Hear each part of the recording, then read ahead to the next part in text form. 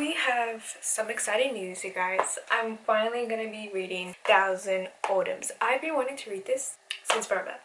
You have no idea how long I've been wanting to read this, but I don't know why. I've just been putting it off, but today I'm finally going to read this book. I'm super excited and I wanted to do a reading vlog. This will be a spoiler reading vlog, I think, because in the past I've done spoiler-free vlogs. And you know what? I was just sad because I couldn't talk about the books more in depth, and I wanted to talk about, I guess, stuff that would obviously be spoilers, but I'm so excited to read this. I'm so excited to talk about it. From my understanding, because I actually don't know what it's about, but I read the summary and it's about our main character who is blind. That's literally all I know.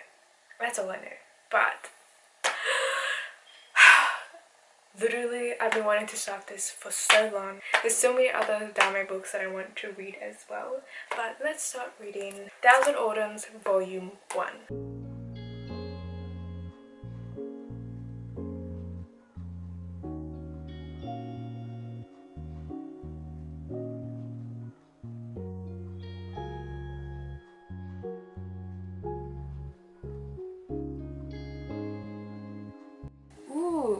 First of all, they have a foreword and they mention Lord of the Rings, which very much interests me because I have never actually read the Lord of the Rings, but I love the movies and will hopefully want to read Lord of the Rings eventually. But it mentions Lord of the Rings and House of Cards, which I actually don't know what House of Cards is, but we'll see.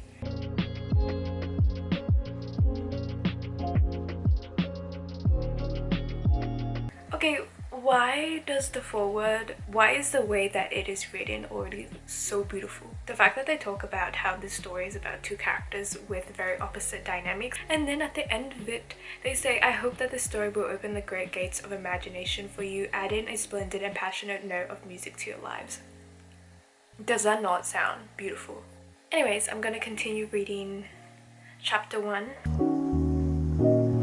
I started reading 𝐸𝐻⁸ and so far, like, if I'm being so honest, I have no idea what's going on. When it comes to 𝐸𝐻⁸ books, I swear they always start off with the most random things ever, which is why most of the time you do need to give them a chance and kind of read the first volume, and then after that read the second volume, and if you don't like the second volume then give up on it, because I saw the first volume is always like the most randomest thing that sometimes doesn't really have anything to do with the overall plot, because they're doing the whole cultivation kind of situation. But so far our main character 𝐸𝐻⁸ was involved in a battle and he was thrown off a cliff and his whole body is broken, his bones are broken, and he gets taken in by 𝐦𝐮𝐬𝐢𝐜 where he wakes up and he's blind, and I feel like he's getting kind of manipulated, so hopefully he gets out of that situation because I feel so bad.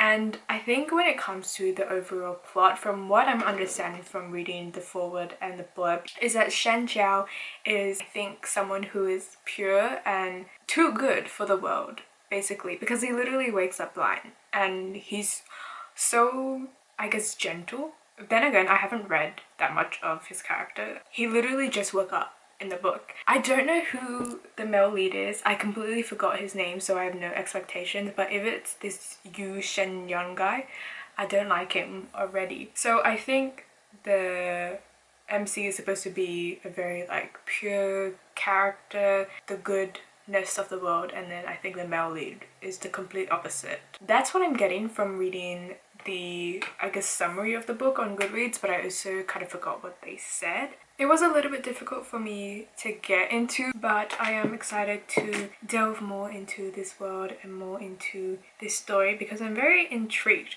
I swear, like, the way it started off, we get introduced to this disciple and then bam, 𝐸𝐻⁸ is like thrown off a cliff. So sorry for the guy.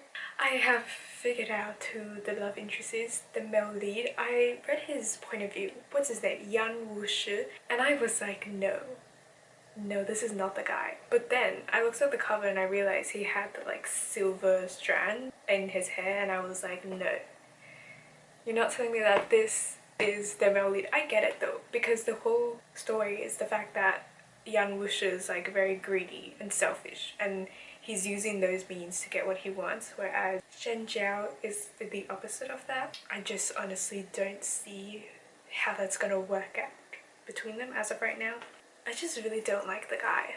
Something that I find really funny is how when everyone meets 𝐛𝐨𝐤𝐢, they're like, oh my god, he's such a pretty boy. Like, he's so pretty, but that doesn't stop me from beating him up. And this poor guy, honestly, he gets involved in the worst situations, but everyone, when they first meet him, the first thing that they notice is his booty. So pretty privilege exists everywhere. Anyways, I really like 𝐛𝐨𝐬𝐢𝐬. I think that's how you pronounce his name, and I love the relationship between kind of like a younger person and an older person that they see as a mentor. But right now they're going on their separate ways, and I'm a little bit scared. I swear if this guy dies, it's over. I love 𝐛𝐨𝐿. I just feel like he's such a sweet guy who's lived a hard life, you know, and I hope for the best for him, but we're getting his point of view, and I swear, because 𝐛𝐨𝐤𝐢𝐬 and 𝐛𝐨𝐿 are going their separate ways, and there was this whole like thing, like a fight that occurred, and now they're being targeted, I swear if he dies, I'm actually going to like be upset. So let's read this, okay? Let's see if everything goes well.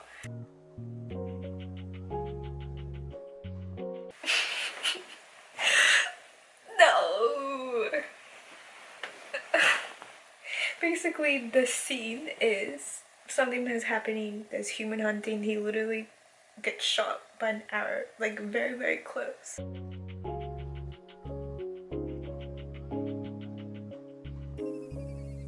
This is actually so funny. First, he's like, I want mercy from this prince or whatever. And then later, the prince is like, very well, someone come and take him back and clean him for me. And then now 𝐛𝐨𝐿 is like, please do not take me as a male concubine. This guy is funny, you know? And then he's like, spare me, your excellency. There's nothing charming about me. I don't want to go back with you. Okay, the way that it is written, it seriously sounds like he's gonna be killed.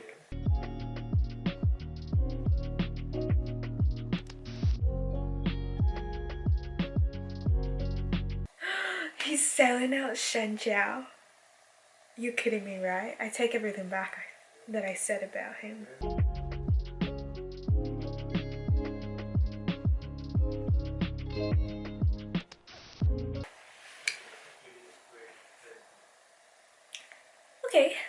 Okay. I don't know how to feel about it. I thought he was gonna die. He was very close. But then all of a sudden now he sells out 𝐛𝐨𝐤𝐢𝐬. Poor 𝐛𝐨𝐤𝐢𝐬. Literally everybody around him. I feel so sorry for that guy. I take back everything that I said about 𝐛𝐨𝐿. Literally, this man gives you 3 donkey meat sandwiches a day. So nice, so gentle, and you betray him? I get it. He cannot defend himself. He doesn't want to live that horrible life, whatever this mood tipper guy is gonna give him. But seriously, you know, I mean, I understand, but also the betrayal.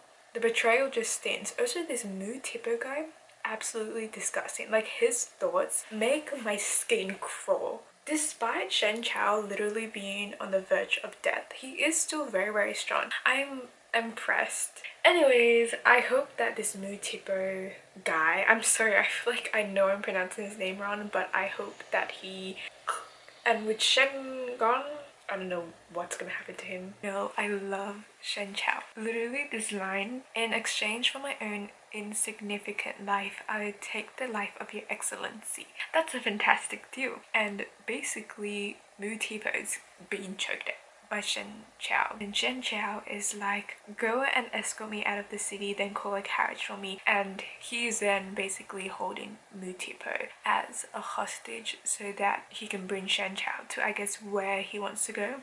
So they're traveling for 2 days and night, and he basically took mood tipper as a hostage. Oh my gosh, what?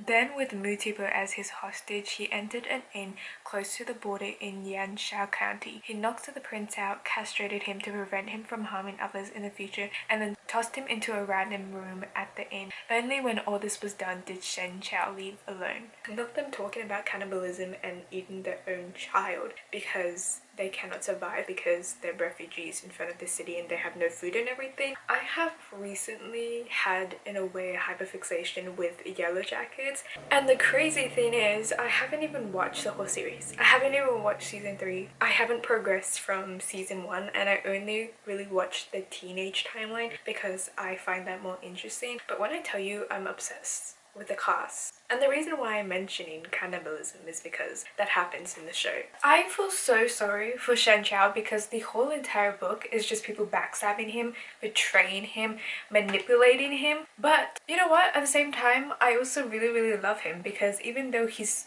described as a very pure and gentle character, he does, you know, kill people who do bad things. For example, the man that he took hostage and castrated him, 𝐸𝐻𝐸, because that guy absolutely sucks. He has a sense of justice. And the guy, I forgot what his name is, but the guy that he killed because he skinned people's faces and took them as his own, even though he's a nice guy, he will kill people if they do wrong stuff. So I really appreciate his character because it's really interesting the way that he's written. Yan Wu-shi, though, I have no idea how I feel about him, and I don't really understand how the relationship is going to develop. I just forgot to mention I finished reading volume 1, but yeah, I just don't understand how their romance is going to develop because I mean it could work, opposite attracts and everything, but I guess I have to read the rest of the volumes to see. I am really interested to see the progression of 𝐻𝐸's character. I want him to regain all his powers, and I just want to see him absolutely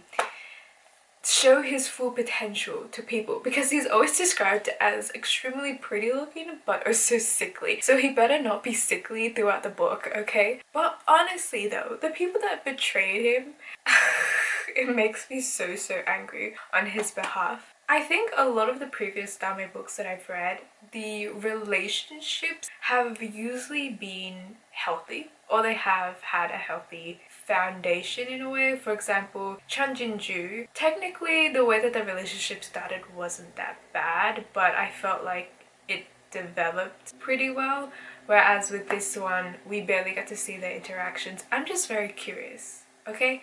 I don't really understand. I hope it's a healthy relationship, but I am very interested in the plot. I will say it is very political because there's a lot of different, I guess, sections, and there's also different religions and the teachings are based on the different religions. And then we also have Yan Wuxu, who is part of the demon sect or something like that, and I think 𝐻𝐸 is Taoism.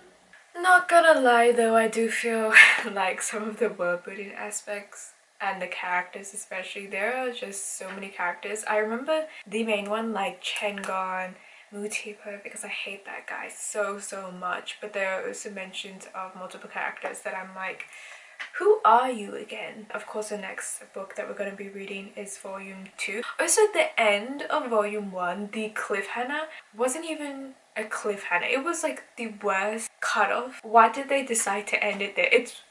It was so weird. Oftentimes, most Dame books, the cutoff, or I guess the cliffhanger that makes you want to read the next book is pretty good, you know? But the one in this book, I was kind of like, huh? It just felt like they ended it so randomly.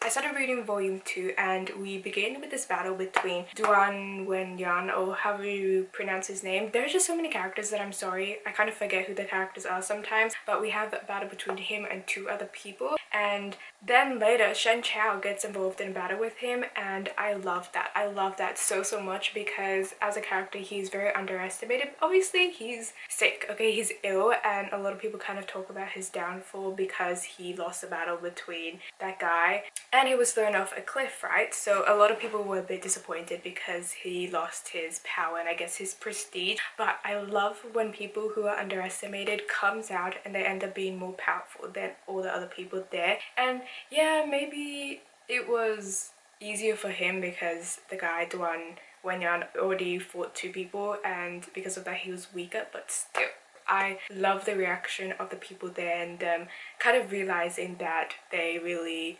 underestimated him. Poor guy is still sick. He's getting worse every day because he keeps involving himself in fights. Something that I don't really like is the fact how everyone assumes that 𝐻𝐸 and 𝐸 Wuxu is sleeping together, which, yeah, maybe that will happen in the future, I don't really know, but it's the way that they say it that is, I just feel like it's so degrading to 𝐻𝐸. Like, why does everybody assume that? I feel like 𝐸 Wuxu is kind of setting up so it seems like that is happening, but I don't know, it just really annoys me. I was just about to go to bed and then I was reading this and I was like, I don't really like this. First of all, 𝐻𝐸.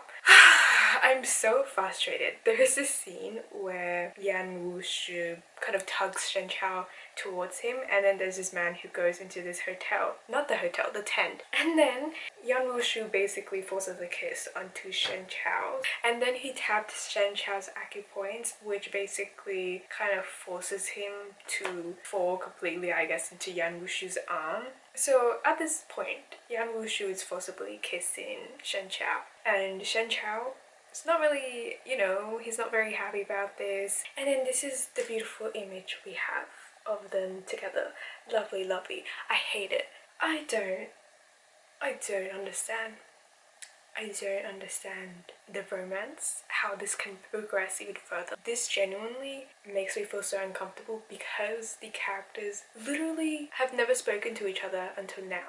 And it just feels like the way that the romance is developing is not natural, because at this point they both are on opposite sides and I don't really understand how that's gonna come together, especially 𝐻𝐸.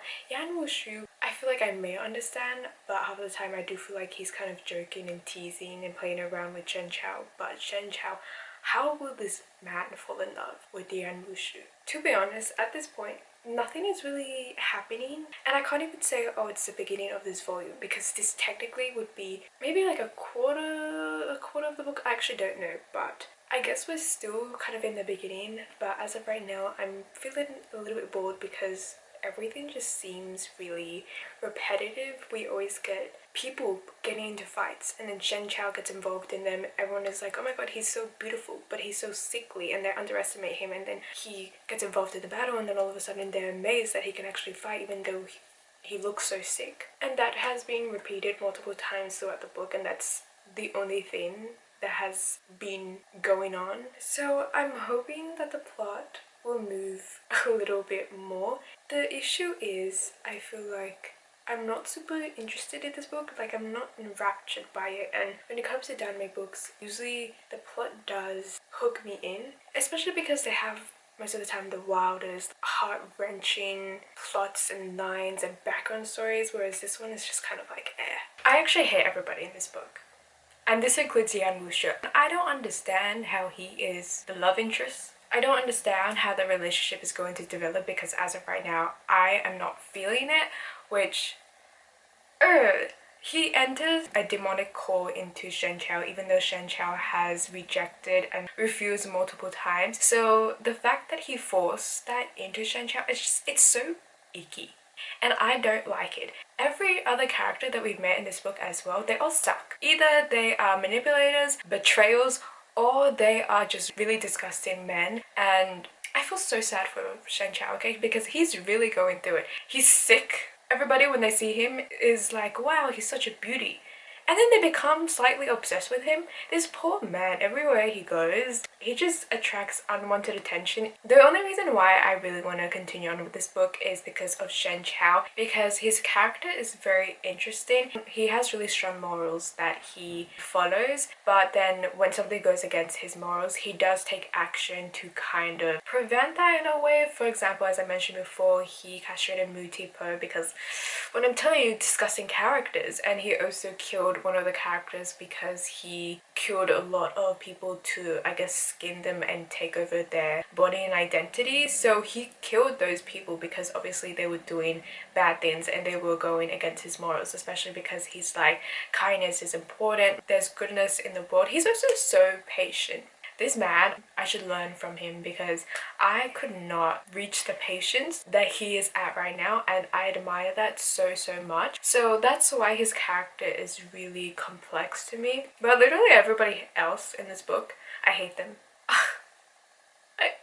I don't... In terms of the plot as well, I swear nothing is really going on.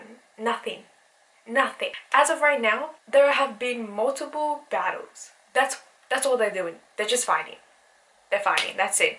And the whole main idea right now is the fact that a lot of these top cultivators, I guess, are fighting each other and trying to become #1 in the world. And 𝐛𝐨𝐬𝐤𝐢𝐬 is just traveling, kind of trying to do his thing, but bad things keep happening to him. I'm just kind of frustrated with the overall storyline and the characters. I don't understand how 𝐦𝐮𝐬𝐢𝐬 is gonna be redeemable. Maybe I will take that back later on, but as of right now, I don't have a good opinion on him, and I feel like it's gonna be very hard for that to change. I don't like this man. Basically what happened within this chapter that I'm talking about, he kind of blocks 𝐛𝐨𝐬𝐤𝐢𝐬's acupoints and he gives him to another man because he wants in exchange for getting his sword back. The man that he hands 𝐛𝐨𝐬𝐤𝐢𝐬 over to, creepy man. And this is what I'm saying, like every single man in this story is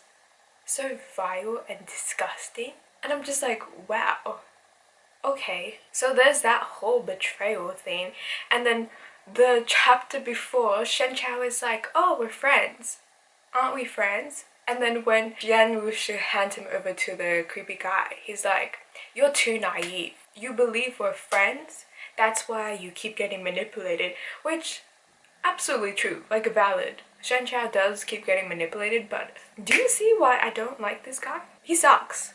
He really sucks. Yeah, I don't really know. I will read it for 𝐛𝐨𝐬𝐤𝐢𝐬𝐻. 𝐛𝐨𝐬𝐤𝐢𝐬𝐻, I will read it for you, but the real ones here is the abbot and the other 2 disciples, especially because one of the disciples was the kid that 𝐛𝐨𝐬𝐤𝐢𝐬𝐻 gave the bread to. See, this is how 𝐸ngon should have treated 𝐛𝐨𝐬𝐤𝐢𝐬𝐻. This guy gives you 3 donkey meat sandwiches a day and all you do is betray him. And then you drop a whole chest of donkey meat sandwiches? Okay, this scene, his sword glare spilled forth relentlessly, the blade undulating with a dazzling light. The sight of it would have had 𝐸𝐮𝐬𝐢𝐬𝐻 yelling and cheering, going 𝐸𝐮𝐻u, I've never seen you look so majestic. But 𝐸𝐮𝐬𝐢 was dead. He'd never speak again, never bother anyone again, never loaf around and slack off ever again. What? Oh my god. The death of the abbot and 𝐸𝐮𝐬𝐢 was the most horrible death I have seen so far in this book. To the death, the abbot did not let them know where 𝐛𝐨𝐬𝐤𝐢𝐬𝐻 was, but he basically said in the last line, you think that you can do whatever you want just because you're stronger? Pah, kill me if you can, one day you get your retro. And then 𝐸𝐮𝐬𝐢𝐬𝐻 slammed a palm down onto his head before he could finish the word. The abbot's skull split and fresh blood poured down. It streamed past his glaring eyes, which were still fixed on 𝐸nshao, before finally dribbling into his collar. Even in death, his eyes remained wide open. Mere inches lay between the bodies of master and disciple, but they could never come any closer. I swear, 𝐸𝐮𝐬𝐢 must not die. If he dies, absolutely unforgivable. If he dies, life is over. Okay, like, you cannot.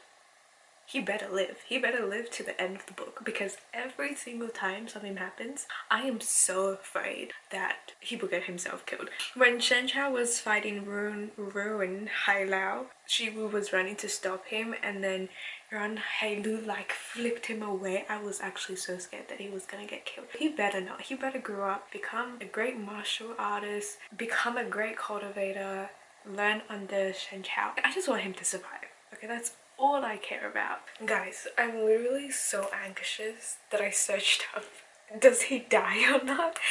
So I looked at Reddit. Apparently he doesn't die and he remains loyal and sweet forever, but they said that he doesn't appear that much in the book, I think, after this volume, which is quite sad. But you know what? He doesn't die, because literally I was reading it, and the more that I saw the scenes together, I was like, I got so anxious. I swear, I didn't want to get like surprised out of nowhere and just feel devastated. But yeah, apparently he doesn't die, so hopefully that is true. I have finally finished reading volume 2, so obviously we're going to be moving on to volume 3, which I'm really excited about, but I wanted to give you guys my final thoughts, my final conclusions of this volume, because it kind of changed over time, but also not really. What I said, I think, about the first 50% of the book, that still holds true. I'm still kind of waiting to see the development of 𝐸𝐻 and their relationship, but after the whole abbot scene and the death of his disciple as well, as you guys could tell, it impacted me a lot. But after that scene, it started to get a little bit more interesting, because I feel like all the political aspects are now starting to move a little bit more, and the whole fighting scene, the fact that the whole sect, all the disciples, besides I think 6 of them, passed away. It's absolutely devastating. But 𝐸𝐻 as well, he has killed at this point 2 characters. It's only 2 volumes. How many people is going to kill? But the last part of volume 2 is obviously very important, because the whole book starts off with Qian, because he was the one who started fighting with 𝐸𝐻 and basically threw him off the cliff, which is why 𝐸𝐻 is now injured, right? And he's still injured, he's recovering. So the fact that he was able to kill Qian, so satisfying, man. But yeah, I will say he does manage to fight every single opponent that he's against, and he does manage to win most of the time. But you know what? It's still fun to read. It's still very satisfying. I'm happy to see him succeed in his battles. I love 𝐸𝐻 so much. Actually, he's my favorite character. In volume 3, my guess is that we're gonna get, I guess, more of 𝐸𝐻, because he doesn't really appear that much in the first 2 volumes. But after reading this volume, I am getting more excited to read the rest of the book. I was very frustrated at the first half of the volume, but now after that whole battle scene and everything happened, it's definitely a lot more interesting. So I'm actually excited, because I was thinking while reading volume 2, I was really questioning whether or not I would like this 𝐸𝐻 book, and I was kind of like, if I don't like it, that would be so disappointing for me.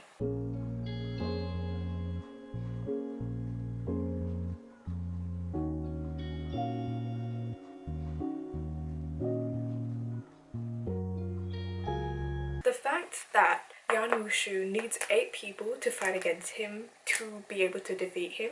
Do those men have no pride? The fact that they are so like egotistical, because they're all like, we can beat 𝐸𝐻, we're more powerful than him. But when they're actually fighting him, they realize, they actually underestimated him. And the fact that they need multiple men to actually defeat him is kind of like, do you guys have no pride within yourself? How are you so egotistical, and then all of a sudden you have to come together and then fight him, especially because they're all powerful people? The issue is each individual is kind of like, we want to kill him and everything, so they would fight him alone, but because they cannot win, they decide to fight him together. I don't really know what happens, because I'm still currently reading the whole battle, but I do think he does get injured or something, which is how 𝐸𝐻 and him get a little bit closer, because 𝐸𝐻 is going ahead to save him. Everybody in this world is just fighting each other. All of them, they want to be the top of the world. They want to be number 1 in the whole cultivation sect, whatever it is. But I honestly don't think, how is multiple men fighting 𝐸𝐻 gonna do anything? Because in the end, who gets the position to say, I defeated 𝐸𝐻? If there's 8 people fighting him, it's just so unfair. But then again, these are not like good people, so it makes sense on why they don't really care, or why it doesn't matter to them. Their only goal is to destroy 𝐸𝐻. The book is starting to get a little bit more interesting, because 𝐸𝐻 gets injured and he now has split personality, so every single time he falls asleep, he either becomes the original 𝐸𝐻 or he becomes more docile, and I think more like the past 𝐸𝐻, where he was still probably training to become a cultivator. We get to see the more gentle side of him, which is really interesting to read. And it's funny how 𝐸𝐻 multiple times, he's very shocked by the way that 𝐸𝐻 acts, and he also thinks it's slightly ridiculous. So there are multiple comments that he has made where he is kind of like, what would just happen if I upended this soup on his head after 𝐸𝐻 said something that was kind of stupid.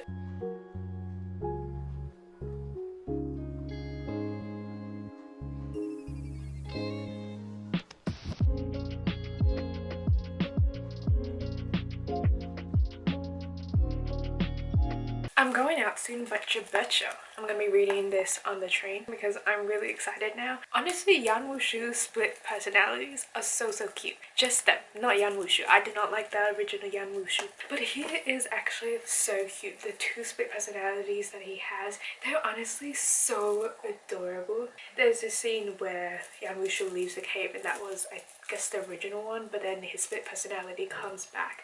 And he gets happy because 𝐛𝐨𝐬𝐢 can tell the different personalities apart, so he knew that the previous 𝐸𝐸𝐬𝐢 was, I guess, the real one, but then the one that he's talking to now is different. He's happy and it's so cute. As I mentioned, 𝐸𝐸𝐬𝐢 left the cave where 𝐛𝐨𝐬𝐢 and the other people were trapped in, but the split personality used his strength to take control and head back in because he, I guess, likes 𝐛𝐨𝐬𝐢. This is what I'm saying. They're so cute because you can really tell that they like and trust 𝐛𝐨𝐬𝐢. It's just the original 𝐸𝐸𝐬𝐢, or I guess like the present one that I don't like. As of right now though, 𝐛𝐨𝐬𝐢 obviously is not the biggest fan because 𝐸𝐸𝐬𝐢 has betrayed him multiple times, and I feel like he is still very nice to 𝐸𝐸𝐬𝐢, but he does also hold a grudge against him, and he's aware of, you know, his past actions, so it's not like he's forgiving him straight away. But yeah, volume 3, it's getting more interesting now and I'm excited. I don't think that this has a set plot though, if I'm being honest. Compared to other Danmei books that I've read, it just feels like nothing is really going on in here, but you know what, it's okay. I'm still having fun right now. We'll see how it is later on. You know, this book was starting to get interesting, but then this whole split personality plotline disappeared in 2 chapters, and then we reverted back to the original plotline, which, as I mentioned before, is just 𝐛𝐨𝐬𝐢 defending 𝐸𝐸𝐬𝐢 for some unknown reason. And then there are people who keep fighting. 3+ people keep attacking 𝐛𝐨𝐬𝐢, and I don't know how. Even though 𝐛𝐨𝐬𝐢 is weak, he's sick, he's not at his full potential, he still manages to defeat all of them, or at least scare them off to the point where they retreat because they are unable to actually attack him. And you know, I love 𝐛𝐨𝐬𝐢. Okay, I love 𝐛𝐨𝐬𝐢, but at this point I am just wondering, how is it even possible that this is going on? How is he still surviving? He has the best plot armor ever, and I'm so sick of 𝐛𝐨𝐬𝐢 being described as very gentle, like the beautiful waves, the wind in his blue robes. I am sick of it. I'm sick of just the repetitiveness of their battles. Where is it going? They just keep fighting each other. They just keep getting beaten by 𝐛𝐨𝐬𝐢. 𝐸𝐸𝐬𝐢, who is said to be the most powerful, he's not even doing anything. He's not powerful anymore. And how is it that 𝐛𝐨𝐬𝐢 literally gets poisoned and thrown off a cliff, yet he's able to heal himself? Yet 𝐸𝐸𝐬𝐢, I mean, yeah, his skull just get, I don't know if it gets cracked or something happens, but still all of 𝐛𝐨𝐬𝐢's bones got broken and he literally went blind. Yeah, how is he stronger than 𝐸𝐸𝐬𝐢? But 𝐸𝐸�𝐬𝐢 is said to be the most powerful person ever. Do you see where I'm coming from? I'm just so sick of the plot because there is no plot. It's the same thing over and over and over and over again. And if this book was not separated into different volumes, I think I would have gotten crazy, and I think at this point I would have just given up. But I'm at the 3rd volume.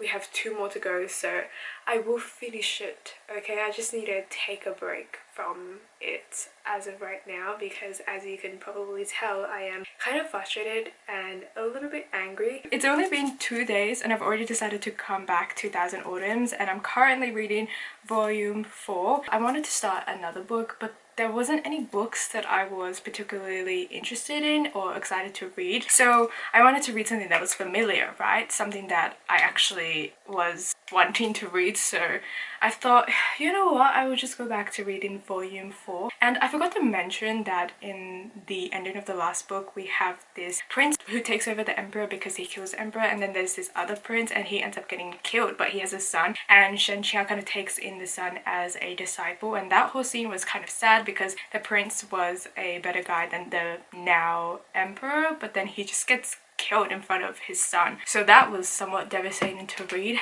But now volume 4, 𝐸𝐸𝐬𝐢 is acting a bit sus. I think at this point he's very curious about 𝐛𝐨𝐬𝐢, about the fact that even though, you know, he keeps getting betrayed and there's so many bad things happening to him, he still holds the goodness in his heart. So because of that, Yan Wushu is somewhat interested in that. And we are back at the sect where the battle, because I forgot what it's called, it starts with a B. And we're able to see Shiwu again, which I'm very excited about, but that's basically where I'm at. I'm really surprised because I read it during my commute while I was on the train, and then I don't know how, but I read quite a lot of it, so hopefully I will be able to get through this volume pretty quickly, but so far it's not bad. Yan Wushu is really laying it thick on the flirting. Now he's calling 𝐻𝐸𝐬𝐜 cute, saying that they're besties and everything, and 𝐻𝐸𝐬𝐜 is just confused, honestly, and obviously he thinks that Yan Wushu is teasing him, which he kind of is. But now that Yan Wushu figured out, I guess, that he likes 𝐻𝐸𝐬𝐜, because there was this line where he says he never experienced a name worming his way into his heart, and obviously that name is 𝐻𝐸𝐬𝐜's.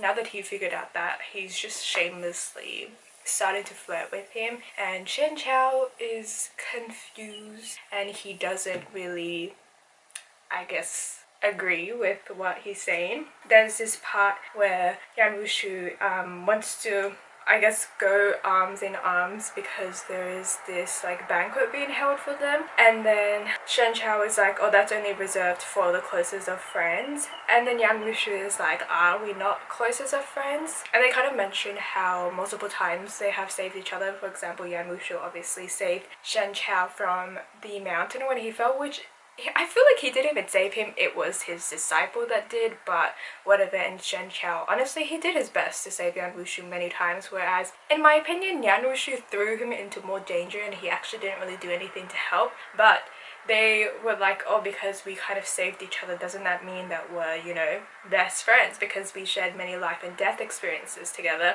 And then Yan Wushu says, don't you feel extremely honored to have someone as charming as my vulnerable self as your friend? Can I say no? Asked 𝐻𝐸𝐬𝐜. No, said Yan Wushu. So 𝐻𝐸𝐬𝐜 said nothing.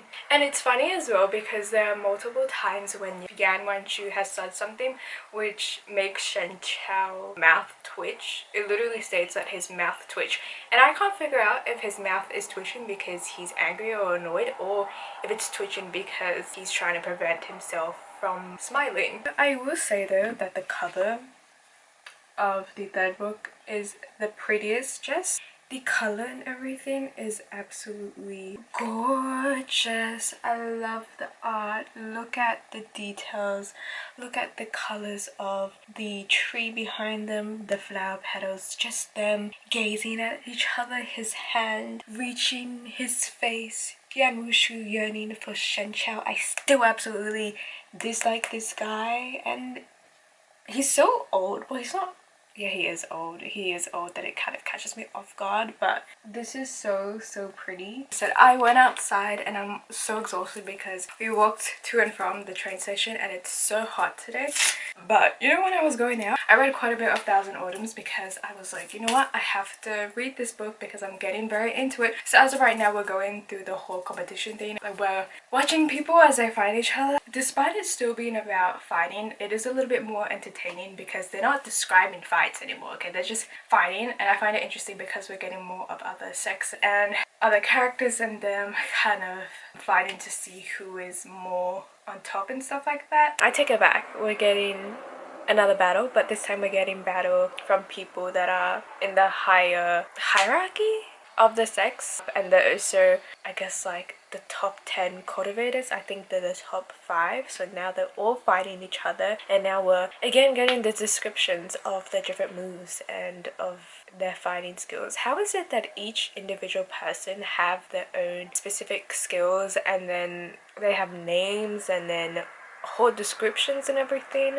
I realized how this whole tournament is the representation of 𝐻𝐸𝐬𝐜's power. Going back to what I said in the beginning of the book, how I wanted everyone to know how powerful 𝐻𝐸𝐬𝐜 was, especially because he was so weak in the beginning and people looked down on him. But now, because they're literally in a competition where there are different people from different sections and everything, now they hold him to a high regard because he's grown more powerful. That is exactly what I wanted from the beginning, so I'm glad that it's finally happening. And guys, I'm so sad because I think I broke my camera. And my phone quality is so bad, but I think we're gonna finish the rest of the vlog on my phone. If I cannot fix my camera, I don't know what happened.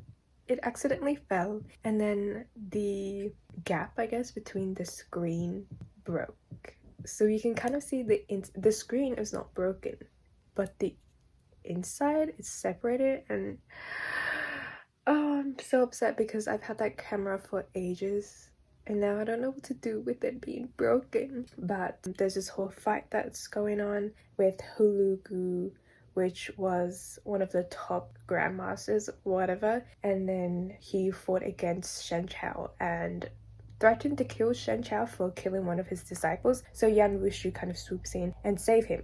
And at this point, 𝐦𝐻, when I say that he's laying it thick, he's laying it thick. So there's this scene where 𝐻𝐸𝐴 says that one of 𝐦𝐻's disciples is still in the mountain where everything is occurring, and 𝐦𝐻 said he doesn't really care. If he's not qualified to handle this, then he does not deserve to be 𝐦𝐻's disciple. And then in 𝐦𝐻's eyes, the incompetent would never be worthy of his attention.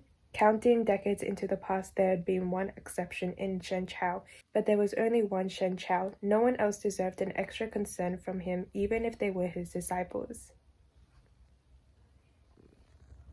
Hello. I don't even know if this microphone is working. I just finished reading volume 4. This is actually volume 5 because I also just started reading volume 5. But let me talk about volume 4. I actually liked volume 4 a lot more than I liked the other 3 volumes. I really liked the whole battle scene between people of different sex and everything. It was really interesting to read. However, I will say the plot and the romance is still kind of to me. Overall, the book doesn't really have a plot. It is somewhat political, but at the same time, nothing is really going on, and it's really at the backbone of the overall story. Half of the story is really just 𝐻𝐸𝐴 fighting with people and them describing how beautiful 𝐻𝐸𝐴 is and everything. And we also have the romance with 𝐦𝐻, which is very slow burn, but so slow burn to the point where I can't even see the line between 𝐻𝐸𝐴 disliking him to him liking 𝐦𝐻, because as of right now it hasn't even happened in volume 4. He still thinks that 𝐦𝐻 is ridiculous. What I didn't like, however, was that there was still an unconsensual kiss scene, and I don't like it because he's pushing his boundaries. It's the whole acupoints thing where he's blocking 𝐻𝐸𝐴's acupoints so that 𝐻𝐸𝐴 unwillingly falls into his arm and then he forcibly kisses him, and that whole situation makes me feel really uncomfortable, which is why I cannot get behind the romance, because as of right now everything just feels so forced. But I know that by the end of the book they're going to end up together. I just feel like their relationship and the way that it is progressing is not done very well, and it doesn't feel toxic or anything. It just feels a bit icky. I don't know how to describe it. I feel like that they're a good match for each other, but I just don't like how everything in their romance is kind of handled, I guess. But yes, volume 4 is done and I'm going to be reading volume 5, which is the last volume. Cannot wait to finish this book.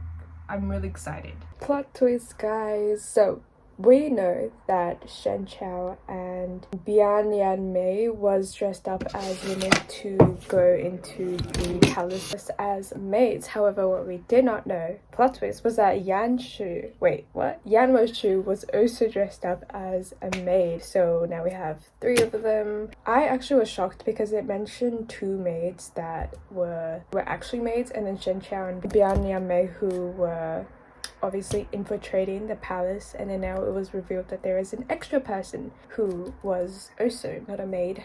And look, we have this beautiful image. It's so funny because they really do not look like women, but okay, they still kind of look a bit scary. I'm getting a little bit sick, and the lighting is absolutely horrible here because the weather just keeps fluctuating. But I've read a little bit of the book, so I wanted to talk about it. First of all, 𝐦𝐻 is going to be fighting 𝐸∫, and I think 𝐻𝐸𝐴 at this point is slightly developing feelings, because when he heard that this battle was going to happen, he rushed straight away to 𝐦𝐻, and he's still a little bit conflicted with his feelings. I think he's still annoyed at 𝐦𝐻 because 𝐦𝐻 is being so forward, but you can kind of tell that he's slowly starting to like him. So I don't know what's going to happen in the end. I don't know if 𝐦𝐻 is going to win. I kind of doubt it, because if 𝐻𝐸𝐴 cannot fight 𝐸∫, I don't know if 𝐦𝐻 would be able to, because 𝐻𝐸𝐴 has the plot armor. Okay, so he usually wins, I swear, every battle that he is in. But so far, yeah, I am enjoying it. Like, I've been enjoying all the other volumes, but I'm not super in love with it. But yeah, hopefully when I next update you guys, I will be done with the main story and reading the side stories. I swear, you guys, it feels like I have been reading this book forever. Forever. I don't even know why, but I'm trying to read it, but it just feels like it's taking so long. So at this point, obviously, I'm way past the main story. I finished the main story ages ago, and then we had the epilogue, which the epilogue was 7 parts, and now I'm onto all these side stories. But I think I'm only finished with that. And then we have Weibo's mini extras, which I'm interested to see what that is. But this was the longest book out of all the volumes, so this one is around 500 pages, but I'm very close to finishing it, so hopefully I will do it soon. It feels like I've been reading it for a really long time, but I don't think it has actually been that long. But yeah, right now I'm just trying to finish this book. You know, I filmed this clip yesterday, but then I ended up deleting it because I ran out of storage on my phone and I kind of want to cry. But I finished reading 𝐻,000 Autumn, so I wanted to give you guys my final conclusion on the book. First of all, talking about the side story, there was this scene, or this chapter I guess, where we see Finger's point of view where he found 𝐻𝐸 as a child and picked him up, but then in that scene we also see Yan Wushu, and you know what we find out? We find out that Yan Wushu saw 𝐻𝐸 when he was younger, and this just reminds me of the whole red string fate theory, but not in a good way, because he literally saw 𝐻𝐸 as a child, and that kind of just makes me feel really uncomfortable. I realize that a lot of you guys who are watching this video probably have read the book, but I will say that out of all the Dame books that I've read, which isn't a lot, especially wuxia books, I haven't read a lot.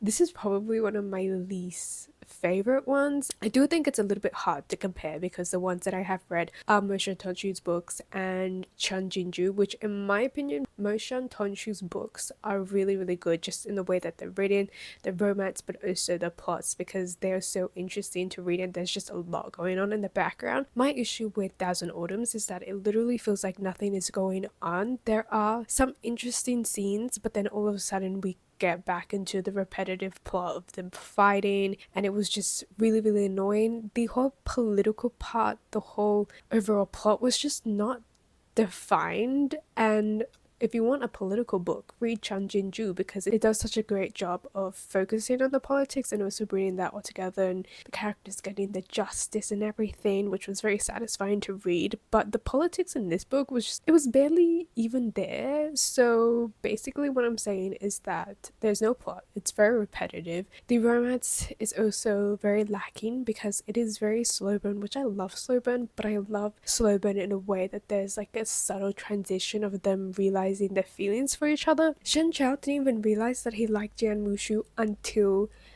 the last volume.